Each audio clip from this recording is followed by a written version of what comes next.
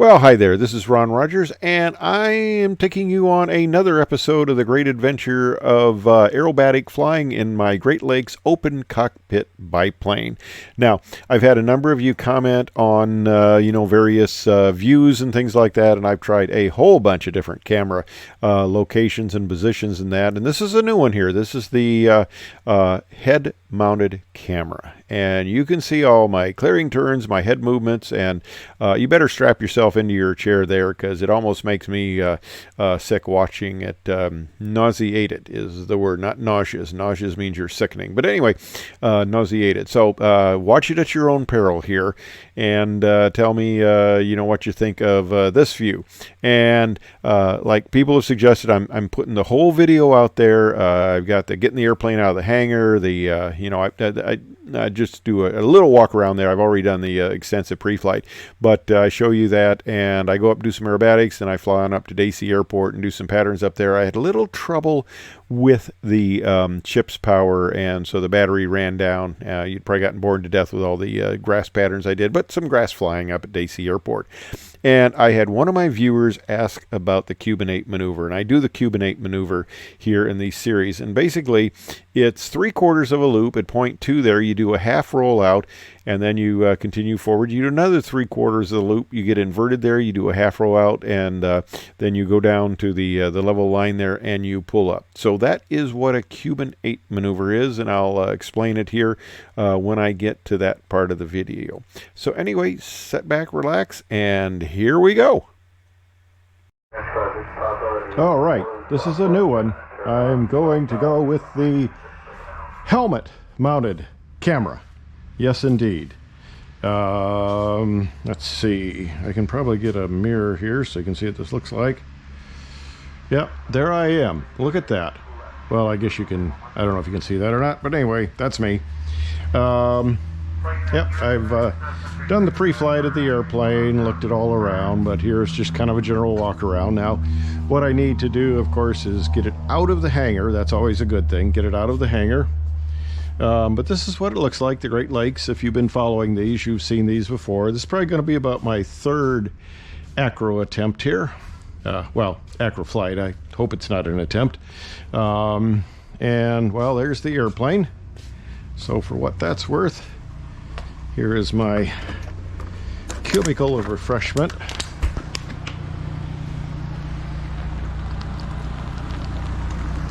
Yeah, that's right. You saw it here first. All right. So, there's somebody going by. I'm going to get the airplane and take it out, close up the hangar, and then I'm going to put on the parachute and commit aviation. Let's see how this works.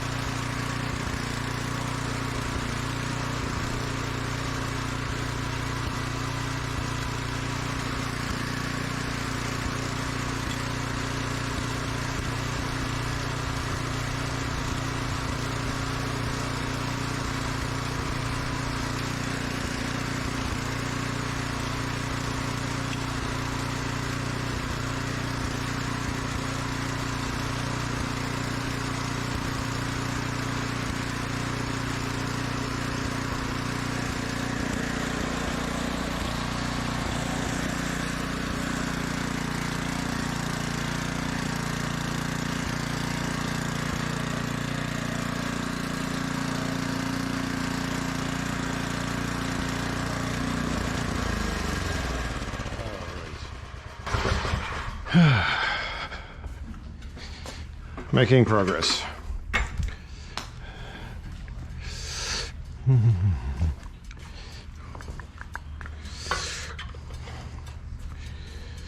Okay, let's get the hangar closed up to keep out curious people.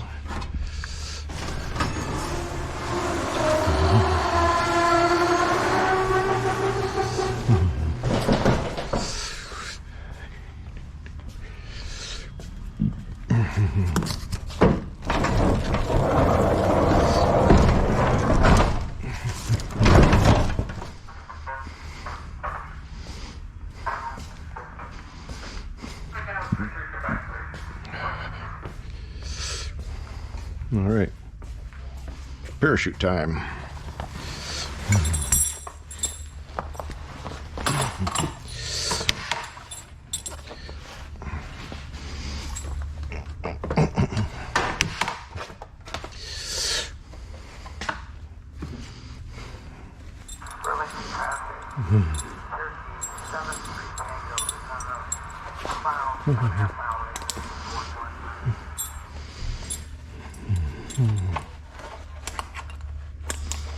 All right, all three of those are done. Chin strap's good.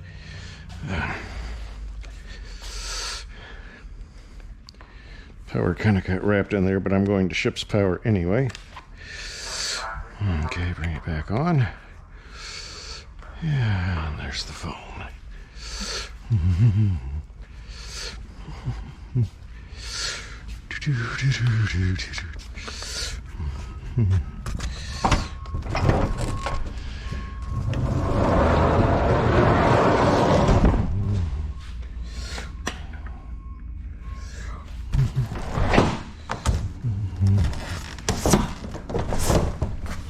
Alrighty.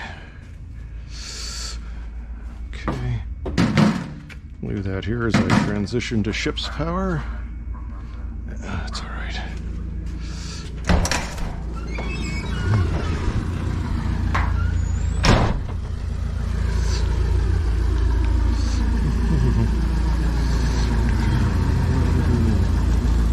All sorts of cords to hook up.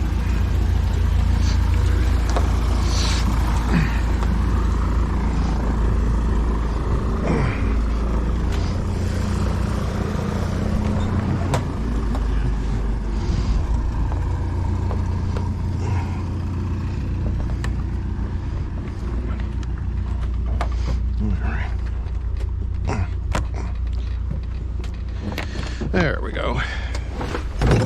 Always a little tight fit.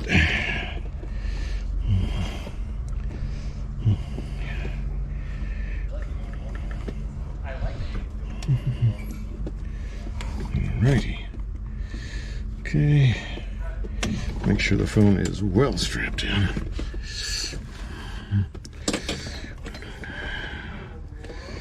Okay. Guys there.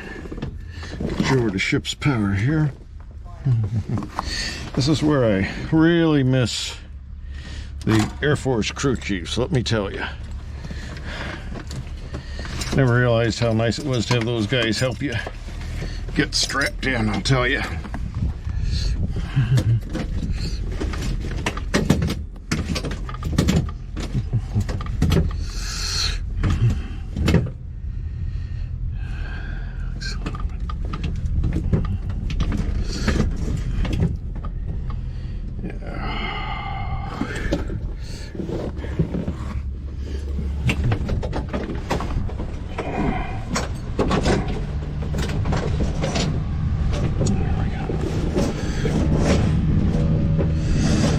No, that's not good. I've got interference there.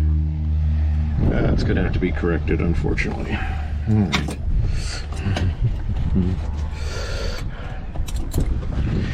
That's my fault for not checking it before. Okay. We'll redo this.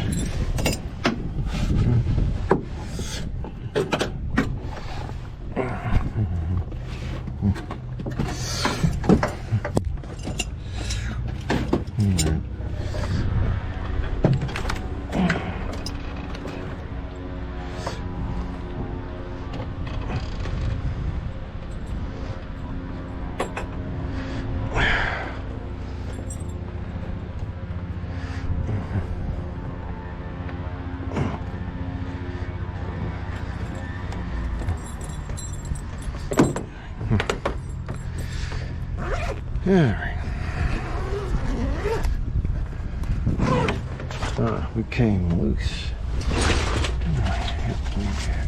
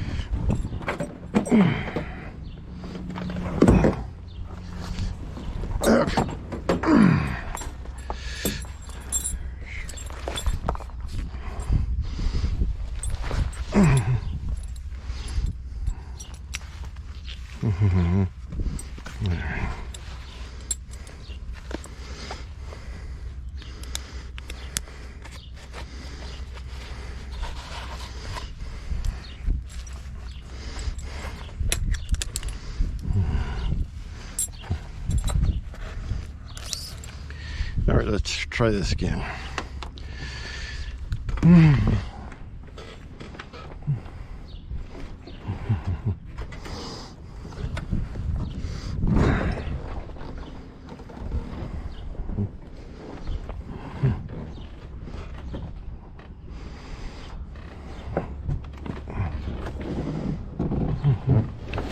There we go.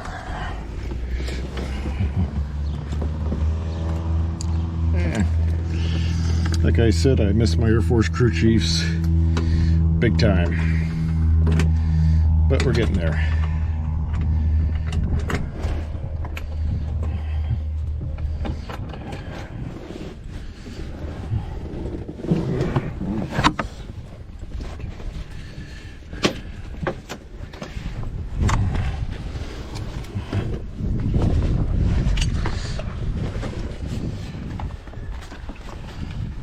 All right.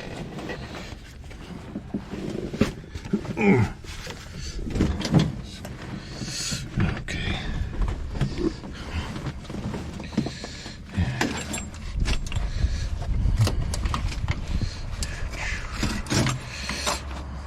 All right. Making progress.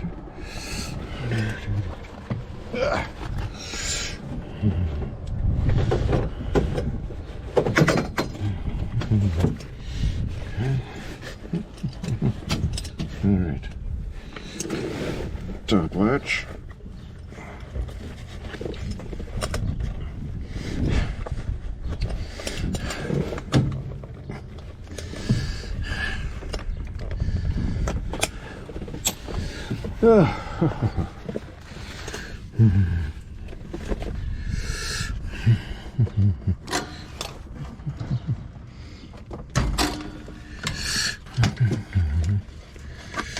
Cords all intertwined, tangled up. Don't want that. Bring that thing a little more into trim, but it's always two nose forward, so I have to adjust it, but start it out at the proper indication. All right. Dual that belt here, shoulder harnesses. All right, strapped in.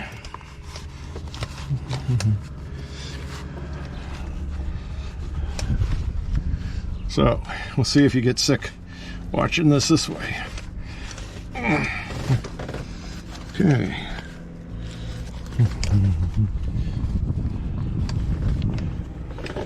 Shoulder harness is tight. I'm ratcheting here. So we are nice and tight.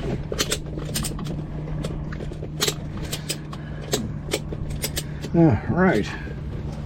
Oh, let the excitement begin.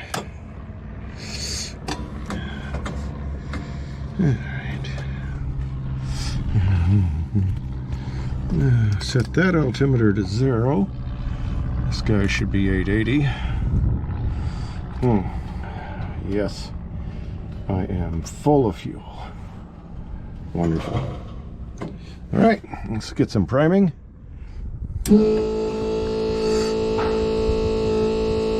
That should be good. All right, got the brakes. Clear!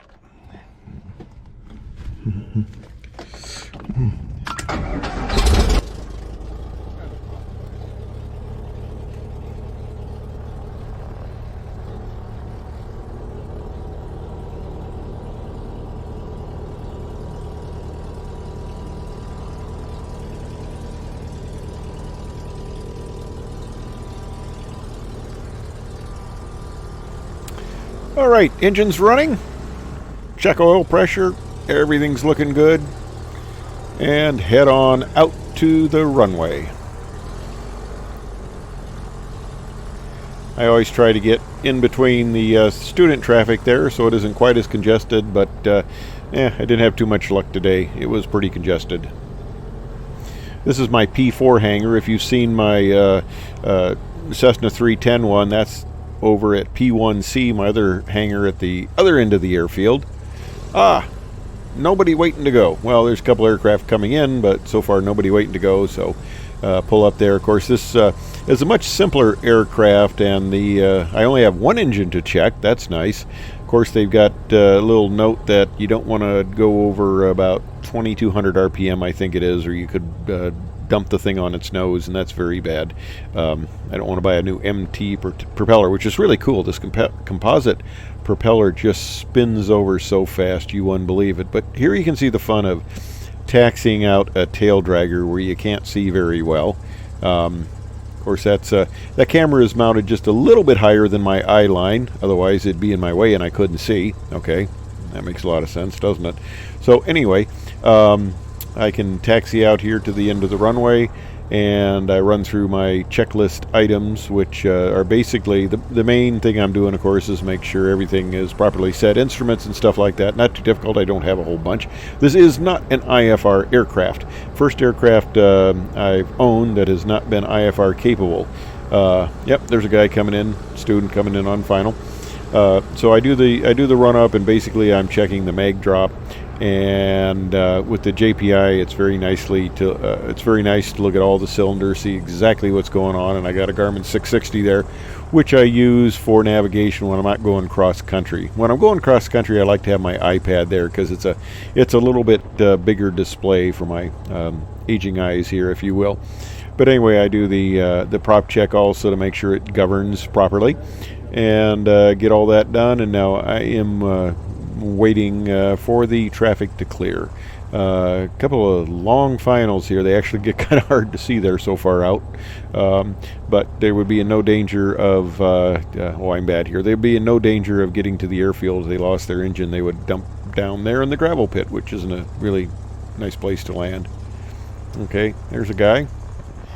Let's see, we got another guy in the pattern here.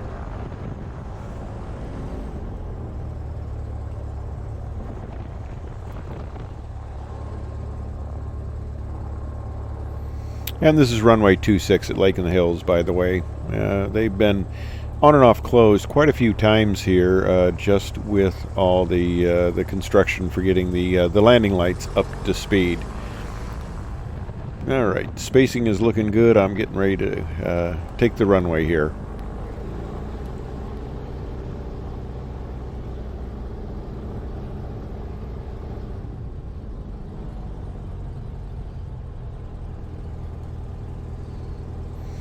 All right, so here we go, taking the runway. Get it straight.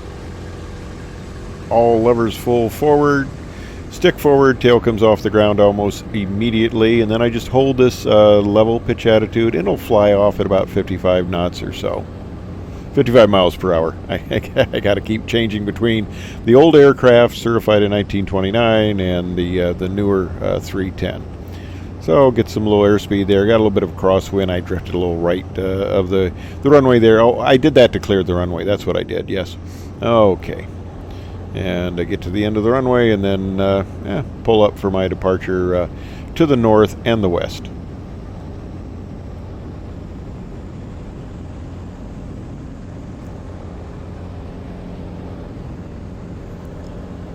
Now, since the lake of Crystal Lake, from the city of Crystal Lake, is right on my departure there, I always like to fly over it. So you get a little tour of Crystal Lake, and I live on the north side there.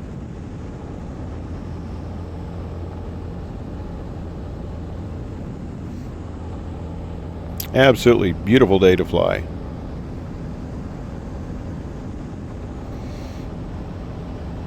And best climb speed on this is 75 miles per hour. I pull the prop and engine back just a little bit, prop and manifold pressure back just a little bit to save wear and tear on the engine, back to more of a climb power setting.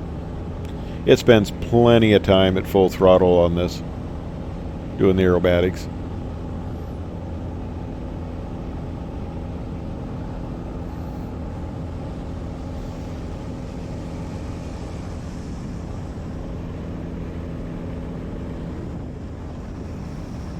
There's Crystal Lake.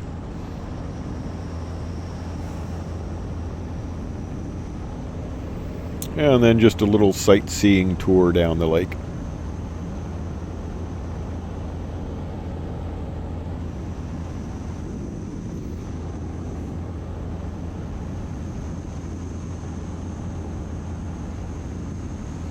It's a little hard to see, but there are quite a few boats out there today.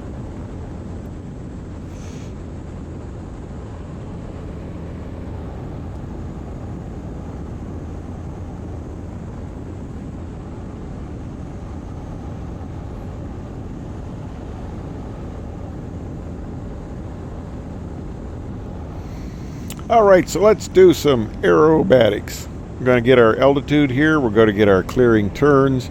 And like I said, I use the ADS-B presentation on my Garmin 660 as an indication, because anybody who is this close to O'Hare will have ADS-B. It's required, and I'll be able to pick them up. Pretty much anybody. I know there are a few exceptions, but anyway, I should be able to see them, and that helps as a secondary method of clearing.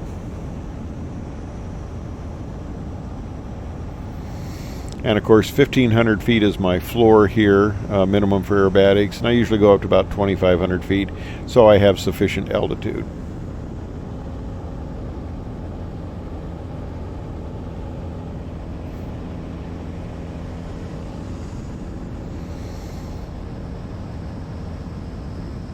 Of course, here's where I hope I'm not making anybody airsick with the clearing turns, moving the head.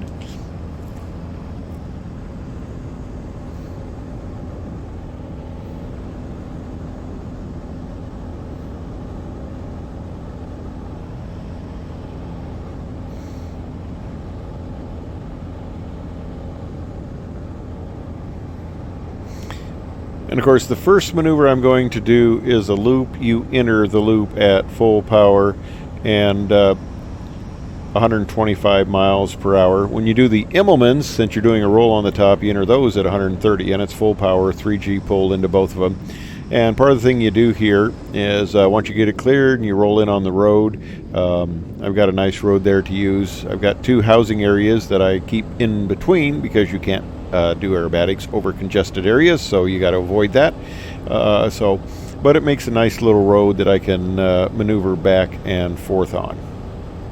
But when you do the loop, of course, you get the entry airspeed, and you're checking your wingtips to make sure they're equal as you do the pull up into the loop.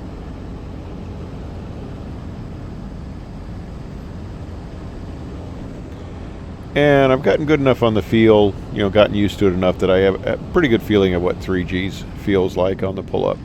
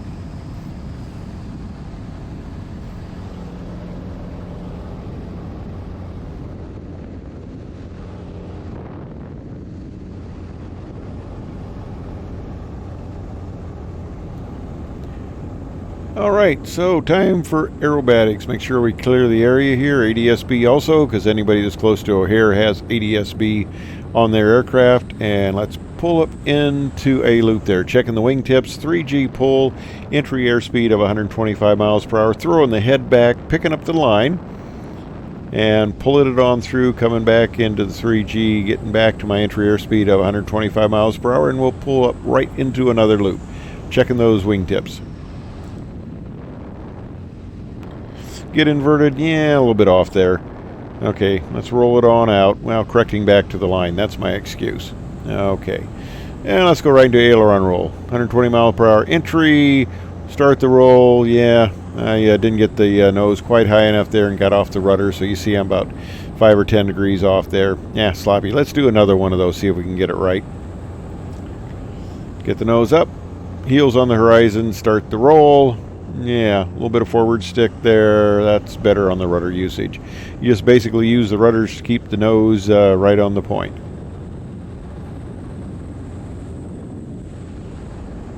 All right. Now we pull on up into an Immelman.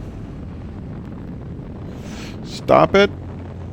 Nice roll out on the top. Not too bad. Get some entry airspeed, go right into another one.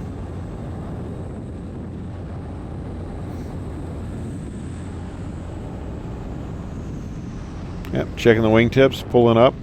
And the Immelman, you do it 130 miles per hour. You need just a little extra airspeed for that roll at the top. But this airplane has a nice 180 horsepower engine, so you got a lot of power when you're inverted there. And you just bring it back and around. And then now we're at 80 miles per hour. We can go right into a split S, pull the power back, and pull it through the what would be the last half of the loop.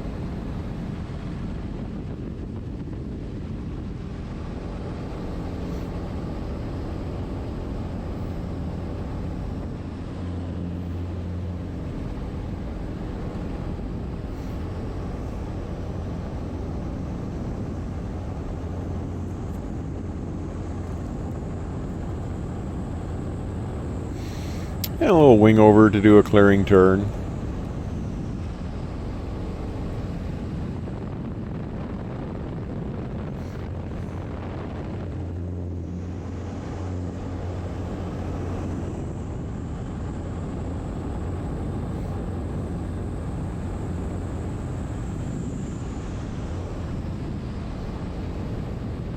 And that was a snap roll there. You enter at 80 miles per hour. Stick back, rudder in. Horizontal spin.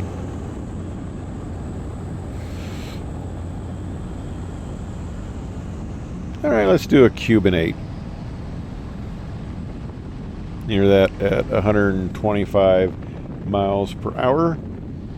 And you do the first 3/4 of a loop. You get the 45-degree down line. And I didn't quite get it here as well as I should have. I'm a little nose high. Then you do the roll, the half roll. And then you pull up into the second half of the loop.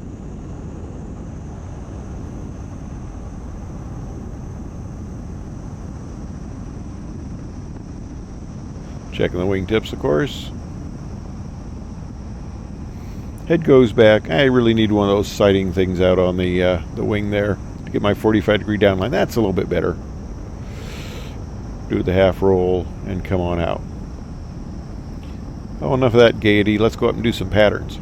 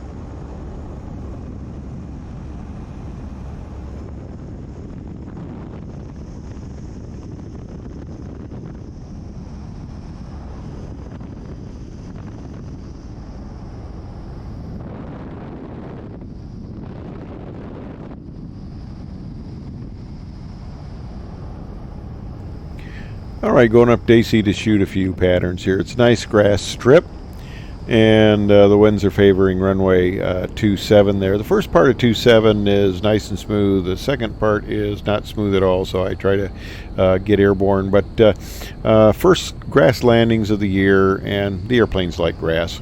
Biplane tail draggers like grass. It's very forgiving, so it's a lot of fun. And there's less traffic up here. There's the runway there to the left. It's less traffic, so I can have a little more fun. Although it was funny, it got a little busy today with another biplane and I believe a Luscombe or a Cub.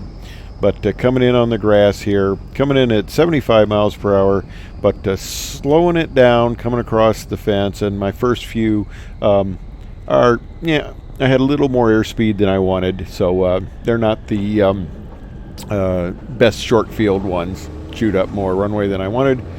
All right, get the power in, go back around for a couple more.